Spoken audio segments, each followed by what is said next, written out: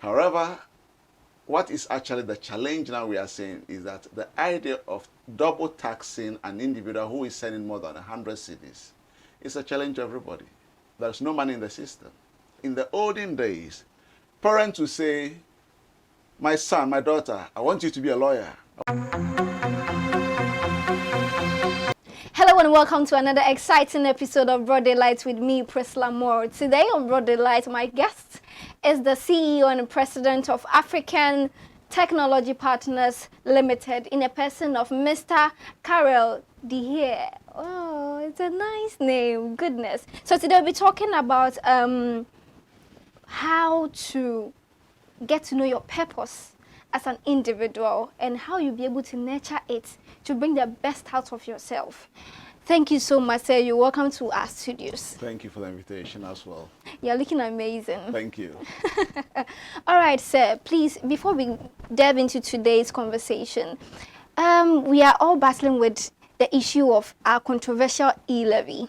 Do you think it's a step in the right direction? Yes, E Levy is a step in the right direction, but I think E Levy needs to be explained better. Okay.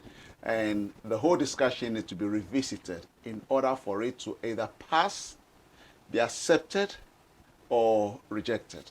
Okay. Simply put, I have two views. The first view is that, yes, it is necessary that we actually increase the amount of revenue that government collects. Because at the moment, I don't think government collects a lot of money, as a result of which we owe a lot. We have borrowed all from over the place. However, what is actually the challenge now we are saying is that the idea of double taxing an individual who is sending more than 100 cedis is a challenge to everybody. There's no money in the system.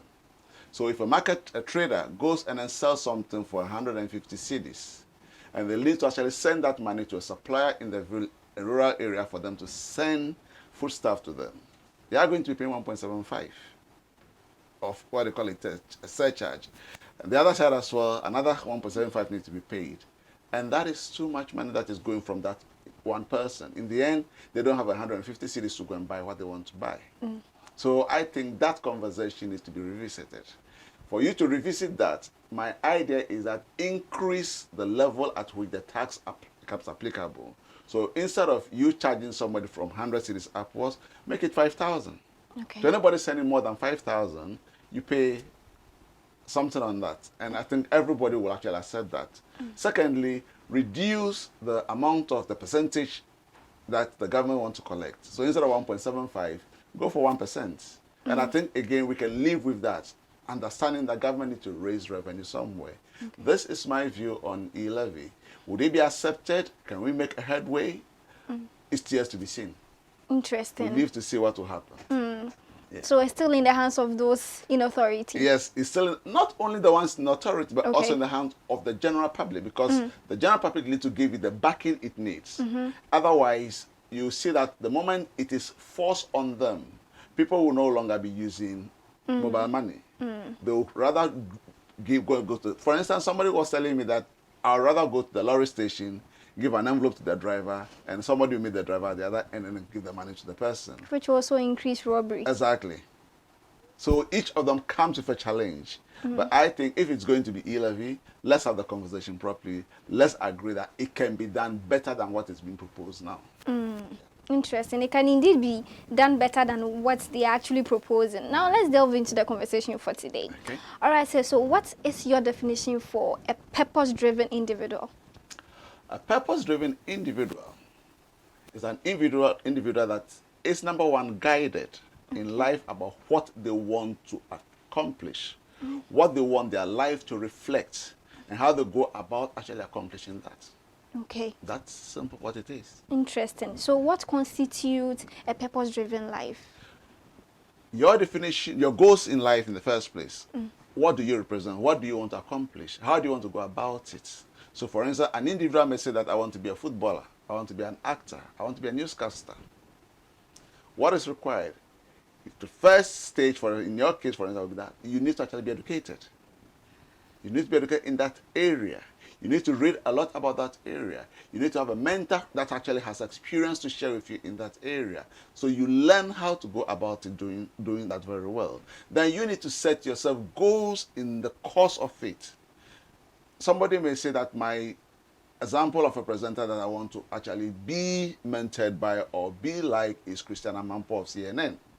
Or maybe probably somebody else from another station. What makes that individual different? You may end up picking their interviews that they've done, see how they conduct their interviews. You may read about them.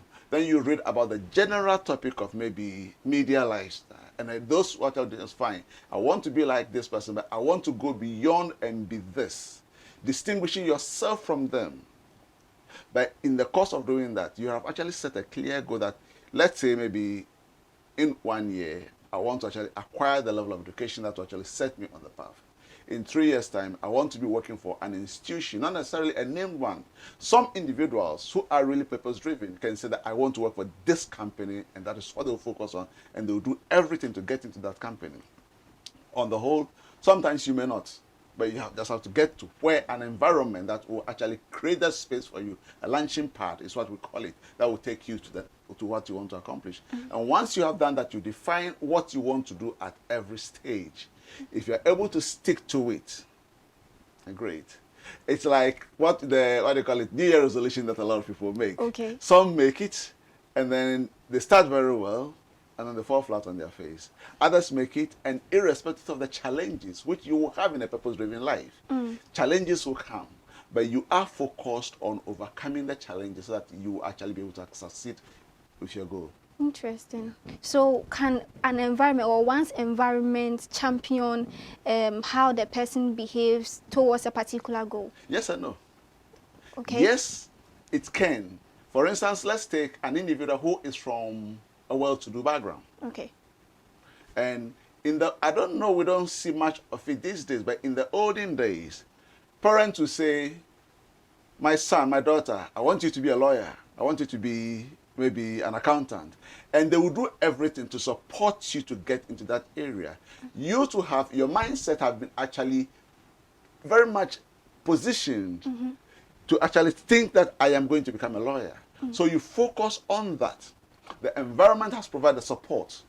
Parents will actually, oh, let me get a teacher that actually can teach my son how to become a scientist or an engineer. And those will actually be put in place for you. There are other individuals who are not that lucky.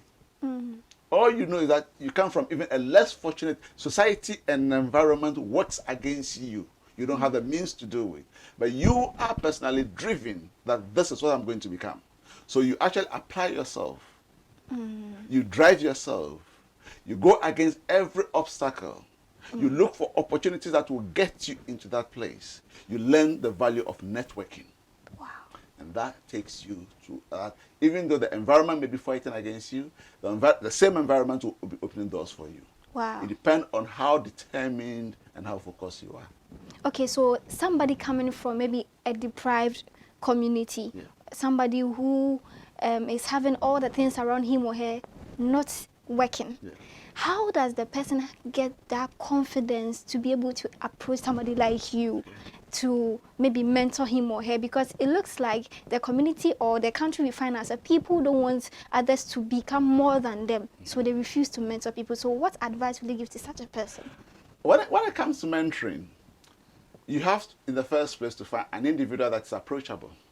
Okay. So you, the individual that want to be mentored, the mentee, you could be a very timid person. But find somebody who actually has something that attracts you, somebody that you think you can actually approach, or you know somebody who can approach that person on your behalf.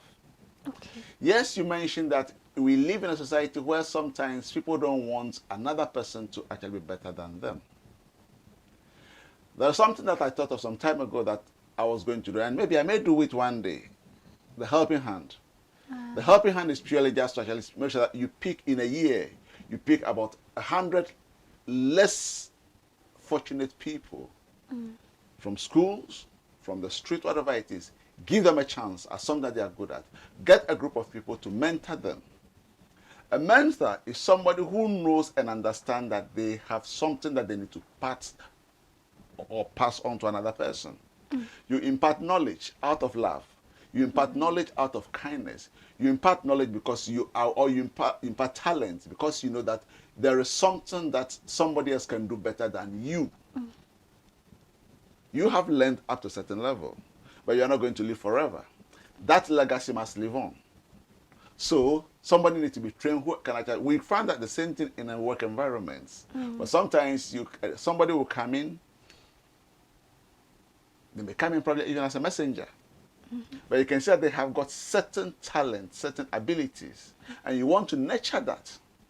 So you start drawing the person to yourself. So, okay, fine. This year we are going to focus on this. I'll train you to know this. Next year it calls for maybe outside training. So I'm going to support you through HR so that they'll actually try and give you a bit of outside training. Oh, next one, I need you to actually work with me in my environment, in my department, to learn this and this and that. Those are some of the things that probably one is going to need. But then finding the person that you're the quiet or timid or fearful person. So at some point, you need to actually build a bit of confidence in yourself. Self-confidence will help you to approach somebody.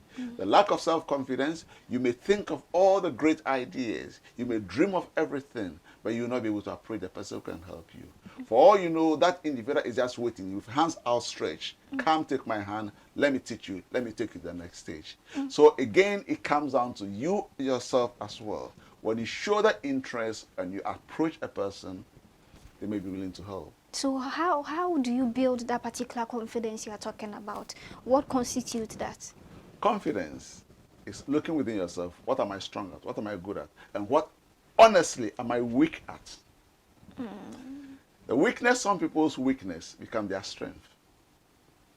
Somebody's shyness will actually make them that they'll actually, for 1 second, be bold and approach and say, oh, by the way, your shirt's, oh, thank you. And who are you? That's all the conversation. Wow. Oh, I watched you actually speak at the last annual general meeting of your company. You said this. That's very interesting. I've learned something from you. Oh, who are you? That is all it takes. Wow. Society, let me just say something very quickly. Society actually works against some people, but they actually work hard to overcome it. A typical example, Barack Obama. If you read the story of Barack Obama, when his father left, and he was actually left with his mother and the grandparents, everything was up against them. They were struggling. But he made up his mind that he was going to get out of that situation and make his life different. Perseverance. So the timid person can persevere. Set yourself a goal. Be focused on it. And sometimes providence helps. Sometimes. Interesting. Yeah. So assuming we have a very young journalist who is trying to come up with something for himself, Yeah. and the dream of the person is to maybe interview maybe the president of Ghana one Yeah. day, what are the steps for this person to take? How does he get there? Number one, be very sure that you know your stuff. So you know the rules, the guidelines, and everything of the media industry. Okay. Number two, build a network of potential people that can introduce you to the environment or the circle that the president is likely to find himself in. Be ready to be of service to those people, and this is what a lot of people fail at. Wow. Be ready to be of service. So the person needs something done. As long as it does not break the rule, the law, you help to do it. And when your turn comes and you say, would you be kind enough to or madam, would you be kind enough to introduce me to the president's PA? Or the president, oh, I would like to have an interview with the president. Can you arrange that for me? They'll be willing to do it for you. Wow. But if you don't know your stuff, the opportunity may come, you blow it. If you don't know the right network of people, you'll be there, somebody who is closer to you will have access to the president, and you never know. Wow. So it comes down to, I want to interview such and such a person. I've prepared myself. I know what I want to actually discuss. Not that I just want to go and throw any stupid question. You pick somebody like probably, let's say Donald Trump. Okay. You ask him stupid question, he'll give you a stupid answer. But if you go showing that, oh yes, I am a young journalist. I have ambition. I would like that big first break. And this person is going to be that first break. And I do everything to study them. I prepare a topic. I find a network that can introduce me. Then the sky is your limit. Wow. Wow. In fact, I am learning a whole lot today. We all live to learn from one another. Okay, so you mentioned challenges. Yeah. How can one overcome those challenges? And before that, what are some of the challenges that an individual is likely to face trying to come up with a purpose? We looked at the less fortunate background earlier on. Yes, please. But then also, there are limitations, for instance. Let me go the extreme. Somebody who is autistic. Yeah. It's a natural health challenge. Yeah. Or somebody who is crippled, but want to work. Automatically, their own nature or the way they are at the time works against them. What is going to help? A mental focus that says that I do not see myself as a crippled person. I do not see myself as an autistic person, even though I may be. But what I see myself is an able person who mentally can do what I've set myself as my goal. Wow. So if the goal is set that I am going to do this, then you find, for instance, Professor Stephen Hawkins, who actually died a few years ago. Yeah. He was what do you call it? wheelchair. He was in a wheelchair. Yeah. He couldn't speak. But he was one of the greatest scientists.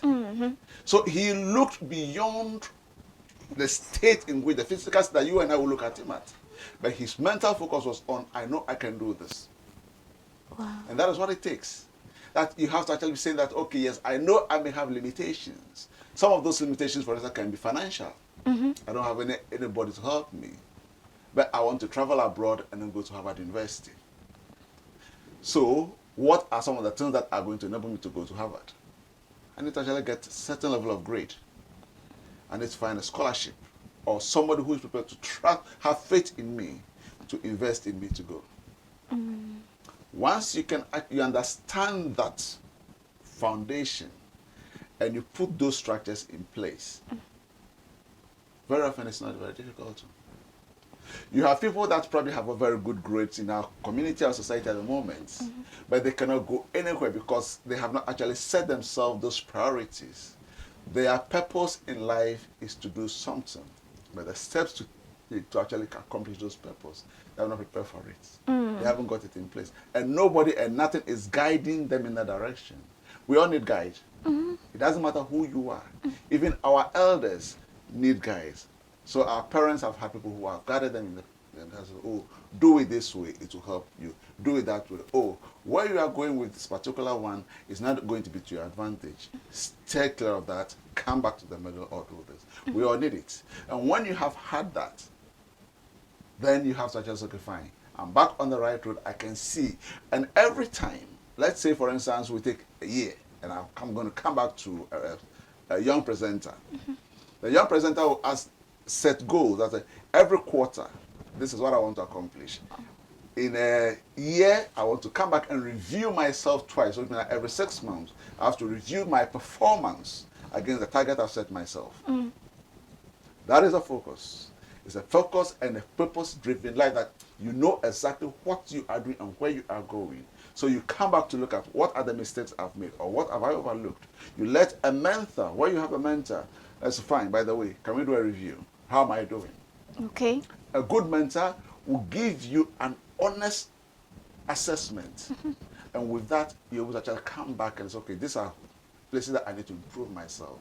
And then you do that. And then slowly you're back on track. So how do I identify a good mentor? What do you want? There are several cars in town. You have your Mercedes, you have your BMW, you have whatever it is, you have your Ford, and then you have your Tico that we used to have, which we don't have anymore. Not that I'm actually putting any of them down, because there are vehicles that move. Sure. But some are more durable. Some are of more quality. You look within the sector or the industry that you actually operate in, and you look at the individuals, certain individuals who are either titans, but you read good things about them, or they may not even be titans, but they're really in the middle. But you hear good reports about them. Those are the people that you look out for and want to associate with them and ask whether they can actually mentor you. Wow. So how do you, we're talking about the challenges. Sometimes you feel down, you feel so sad, you are doing something and then maybe you hear a negative comment and it hits you so hard and you want to give up. How do you overcome it? Now, if I go to a start, for a good mentee, always surround yourself with positive people. Always surround yourself with positive people who can actually encourage you, tell you good things, and be honest with you. Again, in the star circle, the network, if you only hear good things, then be careful. Because somebody should be able to tell you, by the way, you did this yesterday, it was wrong. And you have to be in a position to accept it as an honest criticism. That is part of what develops an individual. It also develops character. And it also ensures that you are able to actually progress in life. If you only hear good things, you assume that everything is okay. So the day you hit an obstacle, you fall. And straight away, it will eat at your confidence level. It will eat at everything you've accomplished. And that may be your end. Wow. There are people that probably have been very good and everybody used to hear about them, even as musicians. And then suddenly they disappear. Something happened, a piece of music they played was criticized. They couldn't take the criticism, and that was it. They withdraw into themselves. But when you get to that stage, that is where your circle of friends matter. That when you actually start withdrawing, somebody will take you and pull you. So by the way, this is part of life. Let's go. Wow. Wow. So let's take a look at our educational system. Now we have, I've seen so many people having issues with confidence. Yeah. So can we say that a part of our curriculum as a nation is also contributing to people having low self-esteem? Yeah. Okay. We come from a background where naturally a lot of us are reserved. That is partly part of the upbringing in a home environment where very often sometimes elders shout at younger ones. They tell you off. They say negative things to you and it affects your confidence level. And you actually go from the home into society with that mindset and attitude. I remember when I went to the UK the first time, I had a landlady. And whenever she spoke to me, I never looked her straight in the face. I always be looking on the ground because I'm a Ghanaian. I was told, don't ever look an elderly person in the face, show respect for it is. And one day she asked me, why are you so shifty? You behave as if you're a criminal or you've done something wrong. That is my background. Right? But slowly I had to come out of it. When I was made to understand there's something better. When you engage, that is how you win somebody's trust. That's how you win somebody's respect. So these are things that, yes, in the educational system, we need to slowly introduce them. There's something also that we need to be able to do. For instance, when you travel outside, there are the outbound activities. Okay. Those are things that they take students into an environment away from what they are comfortable with. Help them to build their skills, help them to build their talent and their approach to life. And when they do that slowly, they start building confidence. So for instance, a child who doesn't know how to swim that well become an expert at swimming. A child who probably doesn't know how to ride a bicycle in the mountain areas slowly learn how to do it. These are things that probably we need to look at our educational system solo. How can this be improved? But then for it to be done, the person who is going to teach you needs to have actually learned it themselves. So that's where the catch is. Okay. Our teachers have then been actually exposed to that. What we don't have, we cannot give. Which means that we have to start training the ones that are supposed to give. We have to be a mindset change in the families that, please, don't put people down. Look at their positive side and rather try to actually praise that, help increase that. And change languages. Languages that are destructive, let's stop using them. Oh, you will not amount to anything. That's not good. You could do better. What you did yesterday, I'm not happy with it. Why don't you actually try and improve yourself? That is much more acceptable than telling somebody, as for you, you are useless. Wow. Wow. Interesting. So, are you in agreement with the UTAC strike? Do you think that they should continue because we are in the fourth week? You know something? I think we've had too many strikes in Ghana. I'll be very honest with you. Is it about money? Is it about living conditions? What exactly is it? I would probably say that let's look at what works outside, because we are a global village at the moment. We learn from one another. What is it that makes it that in some countries, even within Africa, there are no strikes? How can we actually apply that locally here so that we avoid that? What can we get out of government that will help us so that we'll also actually add something to it? So that the students will not suffer. Because when you have university students sitting home now, every day that they sit home actually costs them at their competitive level against somebody who is outside that they're going to compete against. Because now, as we said, it's a global market.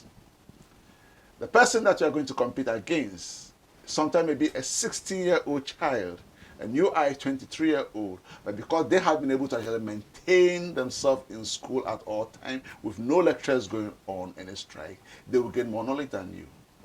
When you get to the marketplace, they'll have an advantage over you. So the strikes, yes, you may be using that to actually make a point, but sincerely speaking, I think it's about time that we bring that to an end. Let's learn what works outside. Let's see whether we can even use that. Interesting. Wow, wow, wow, wow, wow.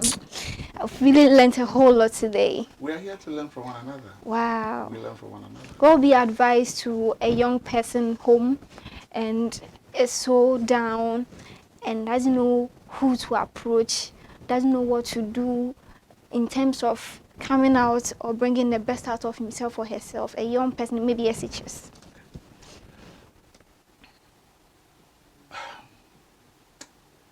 Number one, I want to ask that young person, what do you want to accomplish in this year of 2022? Ideally, write 3 things down.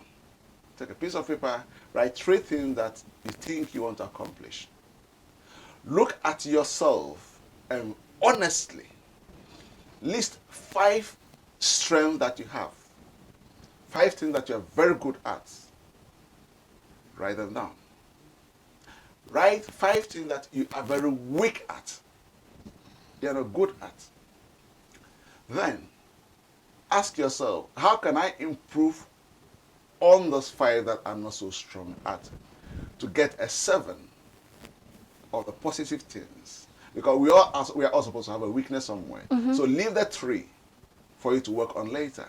But in this year, pick 2 that you can actually work on to increase. Then find or build a network of people around you. If it's at church, it could be an elder in the church or your pastor if they have time, or a professional person who works in the area that you think, fine, I would like to do this. Yes, we are all shy. Yes, maybe the clothes that I wear to church, when I see that person that I want to approach, I'm thinking, will she even talk to me? But be honest with yourself. Just pluck up a little courage. Madam, please, can I speak to you for 2 minutes? Somebody may fob you off. That's okay. It's part of life. Not everybody is going to like you. But another person will say, oh yeah, what do you want to do? Oh, would you be kind enough to spare me 30 minutes every month just to mentor me? This is what I would like to do in life, but I need somebody to actually help me. And I think maybe you can be that person. For all you know, that individual will be thinking, wow, I have been considered to do this. I'll help this person. And that person will open the door for you. So for me, list what you want to do. 3 things you want to accomplish this year. List your weakness, 5 of them. List your strength, 5 of them. Look at adding 2 to the strength. Work on them. When you're able to actually work on them or identify them, approach somebody. Not all human beings are unapproachable. Somebody may reject you. The rejection is part of life. Even in relationships, we go and somebody say, oh no, I don't like you. but somebody will accept you as you are. Wow. But the one thing that I'll also say is that make this year a year of change. Okay. A game changing, a time changing, an environment or situation changing year for yourself. And make a positive change. Don't sit in the same place. If you sat in the same place for 2 years or 3 years or whatever it is, make a definitive decision that this year I'm going to move forward. Wow. Do that. Wow. Wow. Wow. So refreshing. I wish this interview never ends. But we have to close. Oh, I'm so grateful for this insightful and impactful message that you have shared with us. So am I. In fact, I am so blessed you came on my show. And I'm so happy you made it. Thank you so much. The thoughts are so deep. The words are so deep. And in fact, I have to be making some records myself. Thank you. Thank you so much for coming. So, I'm honored by the invitation again. You're welcome, sir. This is where we wrap up for today on Broad Daylight. You heard for yourself. There are so many things that we can do. Just come out of your shelf, your comfort zone, apply the steps that you have heard today. And I believe that we will all meet in the corridors of power and have some drink. Cheers to greatness. My name is Priscilla Moore, and this is Broad Daylight. I was here with the President and CEO of African Technology Partners Limited in the person of Mr. Karel de Heer. What a nice name. We had a fruitful discussion. Don't also forget to log on to our website, that is www.cmonline.com.gh, your authentic online news portal. Follow us on our social media handles. Facebook is CMGA TV, YouTube CMGA TV, Twitter CMGA TV, and Instagram also on CMGA TV. Until another episode of an exciting interview. It's a wrap. Bye.